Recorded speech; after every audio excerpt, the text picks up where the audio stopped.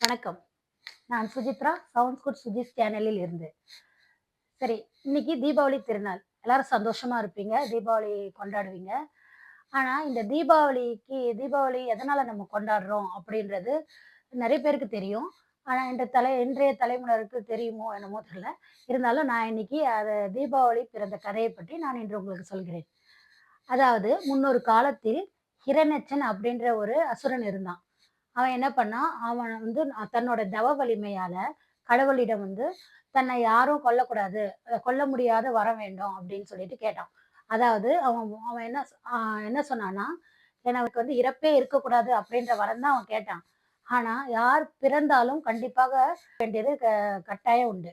"பிறப்பு இருப்பின் இறப்பும் இருக்கும்" அப்படின்னு கடவுள் சொல்லவே, சரி அப்படி நான் இறக்கணும்னா, இவன் ரொம்ப கிளவரா கேட்கற மாதிரி நெனச்சுக்கிட்டு, கடவுள விட இவரு ரொம்ப கிளவர் அப்படின்ற மாதிரி நெனச்சுக்கிட்டு, அவர் என்ன கேட்டாருன்னா, இந்த மாதிரி என்ன வந்து அப்படின்னா மனுஷங்க யாரும் என்ன கொல்லக்கூடாது. அப்படி கடவுள் யாரும் என்ன கொல்லக்கூடாது. தேவர்கள் யாரும் கொல்லக்கூடாது. எந்த விலங்கினமும் என்ன கொல்லக்கூடாது. எந்த ஒரு மாதிரி எல்லாம் வரம் வாங்கிட்டாரு. சரி ஓகே. வரம் தான் கிடைச்சிருச்சு. அதுக்கப்புறம் அத வந்து மிஸ்யூஸ் பண்ணாம நல்லபடியா அந்த வரத்த வச்சு, அவரு நல்லது செய்யலனாலும் பரவால்ல. மத்தவங்களுக்கு வந்து தொந்தரவு செய்யாம இருக்கலாம். ஆனா அவரு அந்த அசுரன் என்ன பண்ணாருன்னா, எல்லாரையும் தொந்தரவு தனக்கு வரம் இருக்கு. நம்மள யாரும் ஒண்ணும் பண்ண முடியாது. அப்படின்ற ஒரு இருமாப்புல தேவர்கள, மனிதர்கள எல்லாரையுமே வந்து துன்புறுத்திக்கிட்டே இருந்தான். அப்படி துன்புறுத்திக்கிட்டே இருக்க தேவர்கள் எல்லாம் போய் எல்லாரும் கடைசியில எங்க போவாங்க? விஷ்ணு பகவான் காக்கும் கடவுள் விஷ்ணு பகவான் கிட்ட தான் போவாங்க. விஷ்ணு பகவானிடம் போயிட்டு, என்ன அங்க இந்த மாதிரி எங்களெல்லாம் இப்படி கொடுமைப்படுத்தியிருக்காரு. நீங்க இத அவங்க முறையிட்டாங்க. சரி அவங்க முறையிட்ட உடனே அவங்களோட இதுக்கு இணங்க விஷ்ணு பகவான் என்ன செஞ்சாரு, இவன் எப்படிப்பட்ட வரம் கேட்டிருந்தாலும் பரவால்ல. அததான் சொல்லிட்டாரே, பிறப்புன்னு இருந்தா இறப்பு இருக்கு. சரி அவன எப்படியாவது அவன வதம் செய்யணும்னு சொல்லிட்டு, கடவுள் நெனச்சா முடியாது. அவரால முடியாதது எதுவுமே இல்ல. கடவுள் நம்மள பிறக்க வச்சாருன்னா, அவரால நம்மள வந்து இறக்க வைக்கவும் முடியும். இல்லையா? அது கடவுளோட கையில தான் இருக்கு. ஸோ அவர் என்ன பண்ணாருன்னா, இவன இவன எப்படியாவது வதம் செய்யணும்னு சொல்லிட்டு, இவன் கேட்ட கண்டிஷனுக்கெல்லாம் ஏத்தா மாதிரி, இந்த அசுரனுக்கு ஏத்த கண்டிஷனுக்கெல்லாம் ஏத்தா மாதிரி, நார்மலா பிறக்காம, அவர் என்ன பண்ணாரு, 10வது அவதாரமான வராக அவதாரம். இதுக்காகவே இந்த அசுரன அழிக்கிறதுக்காகவே தான் அந்த வராக அவதாரம் எடுத்தாரு. அந்த வராக அவதாரம் எடுக்கும்போது, அவர் நார்மலா எல்லார் மாதிரியும் பிறக்காம, அவர் என்ன பண்ணாரு, பூமியை பிளந்து மேல வந்தார். பூமிய பிளந்து வந்தார். அப்படி பூமிய பிளந்து வரும்போது, அவர் பூமாதேவிக்கும், விஷ்ணு பகவானுக்கும் ஏற்பட்ட உரசலின் காரணமாக பிறந்த குழந்தை தான் வந்து பௌமன். பௌமன்னு ஒரு குழந்தை பிறந்தது. அந்த குழந்தை வந்து அசுரரை வதம் செய்யும் நேரத்துல பிறந்ததுனால, அந்த குழந்தைக்கு என்னன்னா, அசுரனோட குணங்கள் எல்லாம் அந்த குழந்தைக்கு வந்துச்சு.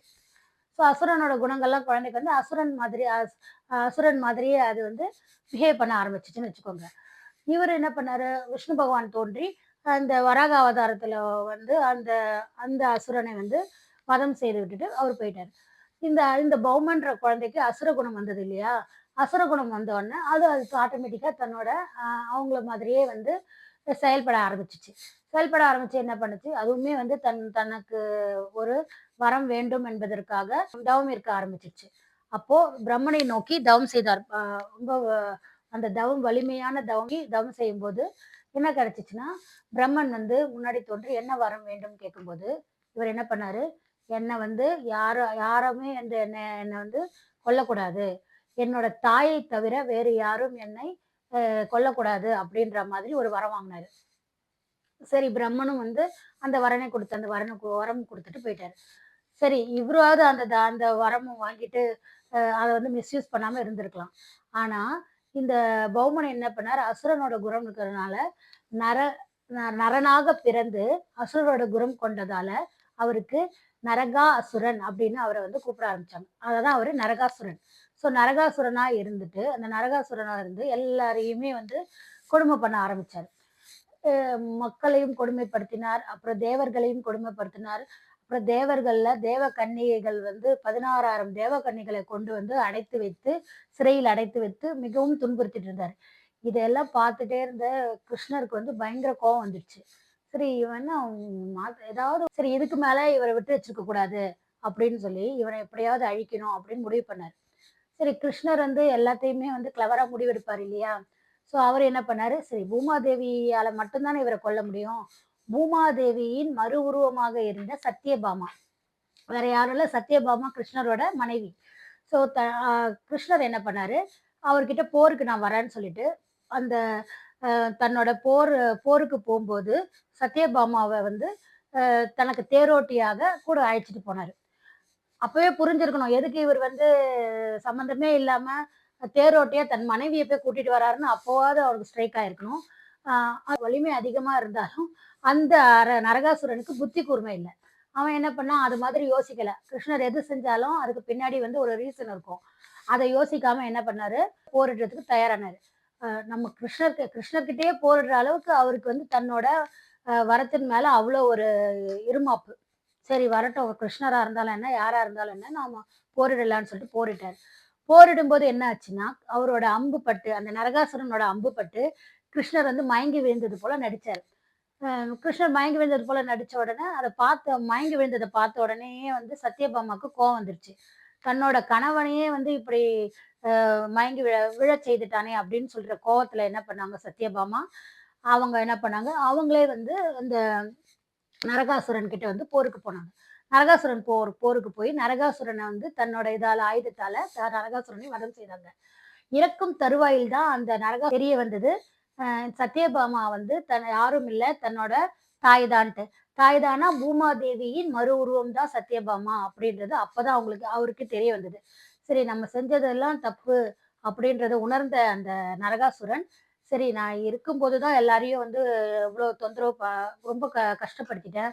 நான் இறக்குற இந்த தருவாயில வந்து எனக்காக ஒரு வரம் குடுங்க அப்படின்னு சொல்லி கேட்டாரு. என்ன வரம்ன்னு கேட்கும்போது, நான் இறக்குற இந்த தருவாயில என் மக்கள் எல்லாருமே வந்து இவ்வளோ நாள் நான் கஷ்டப்படுத்தினதுக்கு பிராயச்சித்தமா, அன்னைக்கு ஒரு நாளாவது அவங்க வந்து சந்தோஷமா வந்து எல்லாரும் கொண்டாடணும். நான் இருக்கிற இந்த நாள என்னோட ஞாபகார்த்தமா அவங்க வந்து நல்லா சந்தோஷமா கொண்டாடணும்.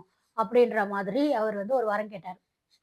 உடனே சத்யபாமாவும், கிருஷ்ணர் என்ன பண்ணாரு, இவர அழிச்சதோட சரி இதோட முடிஞ்சு போச்சு அப்படின்னு சொல்லிட்டு, இனி எல்லாருமே நல்லதா நடக்கட்டும் அப்படின்னு சொல்லி இவர அழித்து வதம் செய்து விட்டுட்டு, போய் குளத்துல போயிட்டு எண்ணெய் தேய்ச்சு ஸ்நானம் பண்ணாரு. எண்ணெய் தேய்ச்சு குளிச்சுட்டு வந்தாரு இல்லையா? அது வந்து விடிய காலையில தான் வந்து இந்த நரகாசுரன் வந்து கிருஷ்ண பகவான் வந்து வதம் செய்தார். ஸோ அதனால அந்த வதம் செய்த உடனேயே வந்து எண்ணெய் தேய்ச்சு அவரு குளிச்சுட்டு வந்தார். ஸோ இதையே வந்து மக்களும் என்ன பண்ணாங்க, அதே எல்லாருமே வந்து அதே மாரி எண்ணெய் தேய்ச்சு குளிச்சு, நீராடி, எல்லாம் புத்தாடைகள் உடுத்தி, அத வந்து கோலாகலமாக கொண்டாட ஆரம்பிச்சுட்டாங்க. தீபாவளி எல்லாம் ஏற்றி, பட்டாசு வெடிச்சு, ஸ்வீட்ஸ் எல்லாம் செஞ்சு, அப்பா இதோட நமக்கு தொல்லலாம் முடிஞ்சிருச்சு. நமக்கு எல்லாம் கெடுதல்லாம் போயிடுச்சு. இனி வர காலம் நமக்கு வந்து நல்லதாகவே இருக்கட்டும். அப்படின்னு சொல்லிட்டு, அந்த தீபாவளி திருநாள கொண்டாடுனாங்க. மக்களின் வாழ்க்கையில வந்து தீப ஒளி ஏற்றினார் கிருஷ்ண பகவான். அப்படின்ற மாதிரி தீப ஒளி அப்படின்னு சொல்லிட்டு, இந்த தீபாவளி பண்டிகைய கொண்டாடுனாங்க. ஸோ இதுதான் வந்து தீபாவளி பண்டிகை பிறந்த கதை. ஆனா, வடநாட்டவர்லாம் என்ன சொல்றாங்கன்னா, ராமர் வந்து வனவாசம் முடிச்சுட்டு வந்தாரு இல்லையா? வனவாசம் முடிஞ்சுட்டு சீதையையும், லக்ஷ்மணனும், ராமனும் நாட்டுக்கு புகுந்து வரும்போது, அந்த நாளை வந்து வடநாட்டு மக்கள் எல்லாம் வந்து சந்தோஷமா கொண்டாடின நாள் தான் வந்து தீபாவளி நாள் அப்படின்னு அவங்க சொல்றாங்க. ஸோ எது எப்படியோ தீபாவளி நாள் வந்து ஒரு நல்ல நாள். ஸோ தீபாவளி நாளன்று நம்ம இந்து கலாச்சாரப்படி இந்த விடிய காலையில எண்ணெய் தேய்ச்சு நம்ம சந்தோஷமா கொண்டாடணும். ஏன்னா, அப்போ அது தொன்று தொட்டு அது நம்மளோட ம் முன்னோர்கள்லாம் அத செஞ்சுட்டு வராங்க. எது செஞ்சாலும் அதுக்கு ஒரு ரீசன் இருக்கு இல்லையா? ஸோ இதோட நமக்கு பிடிச்ச கஷ்டம் எல்லாமே போயிட்டு, தீபாவளி அன்னைக்கு நெறைய ஒளி ஏற்றி, இனி நம்ம வாழ்க்கை வந்து நல்ல ஒளி பெற்று நல்ல சந்தோஷமா இருக்கணும் அப்படின்ற மாதிரி மக்கள் எல்லாம் வந்து கடவுள வேண்டி அந்த நாள சிறப்பாக கொண்டாடினார்கள். ஸோ இதுதான் தீபாவளி பிறந்த கதை. இந்த தீபாவளி திருநாள்ல நான் உங்களுக்கு என்னோட இனிய தீபாவளி திருநாள் நான் வாழ்த்துக்கள நான் உங்களுக்கு சொல்லிடுறேன். மேலும் இந்த வீடியோ உங்களுக்கு பிடிச்சிருந்தா, நீங்க வந்து லைக் பண்ணுங்க, ஷேர் பண்ணுங்க, சப்ஸ்கிரைப் பண்ணுங்க. நன்றி, வணக்கம்.